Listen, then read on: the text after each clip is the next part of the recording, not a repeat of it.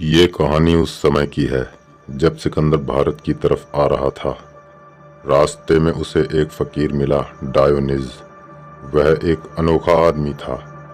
सिकंदर ने भी उसके बारे में खूब सुना था। उसने सोचा मिलता चलूं। सिकंदर ने खबर भेजी कि महान सिकंदर तुमसे मिलना चाहता है। सर्दी के दिन थे, सुबह का समय था। डायोनिज धूप का आनंद ले रहा था। सिकंदर का संदेश सुनकर डायोनिज ने सिपाही से कहा कि जाओ और कह देना सिकंदर को, जो खुद को महान समझता है, उससे छोटा दूसरा आदमी नहीं। सिपाही बोला, बड़ी भूल कर रहे हो। इसका एक ही नतीजा हो सकता है, सिकंदर का अपमान करने के जुर्म में तुम्हारा सर धड़ से अलग कर दिया जाए। डायोनिज हंसा और बोला, जाओ कह देना कि बड़ी कठिन है ये बात। जिसे कोई और अलग कर सकता है, उसे मैं पहले ही अलग कर चुका हूँ। कह दो सिकंदर से कि अब तलवार काम ना कर सकेगी।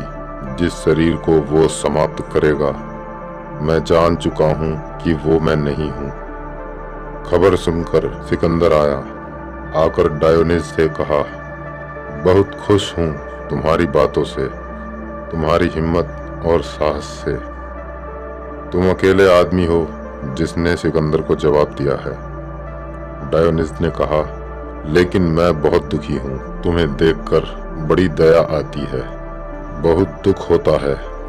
तुम पागल हो। सिकंदर ने पूछा, क्या है मेरा पागलपन?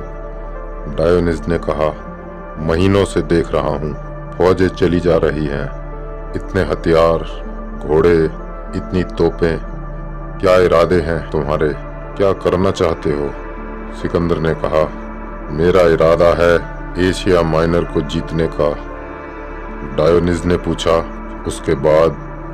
सिकंदर ने कहा, हिंदुस्तान। डायोनिज ने पूछा, उसके बाद? सिकंदर ने कहा, पूरी दुनिया।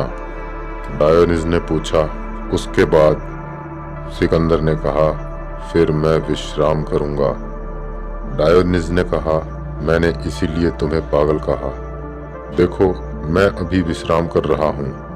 आ जाओ, तुम भी विश्राम करो। इतनी दौड़ की क्या जरूरत है? अगर अंत में विश्राम ही करना है, अपने पर ही लौटना है, तो पूरी दुनिया का चक्कर लगाने की क्या जरूरत? सिकंदर ने कहा, तुम्हारी बात तो मुझे ठीक लगती है, लेकिन मैं आधी यात्रा पर निकल आया हूँ, अब लौटना उचित नहीं। डायोनिज ने कहा, क्या तुम्हें पता है, आज तक किसी आदमी की यात्रा पूरी नहीं हुई। हर आदमी को बीच यात्रा से लौट जाना पड़ता है। तुम भी बीच यात्रा से लौट जाओगे। याद रखना, वो समय कभी नहीं आएगा जब तुम विश्राम कर सकोगे। वो चित्त तुम्हारा नहीं है जो आनंद और विश्राम को जान ले, और तुम बीच में ही समाप्त हो जाओगे। तुम्हारी यात्रा तो पूरी नहीं होगी, मगर तुम पूरे हो जाओगे। और यही हुआ। सिकंदर भारत से वापस लौटते वक्त बीच में ही समाप्त हो गया। इसके बाद एक और विचित्र घटना घटी।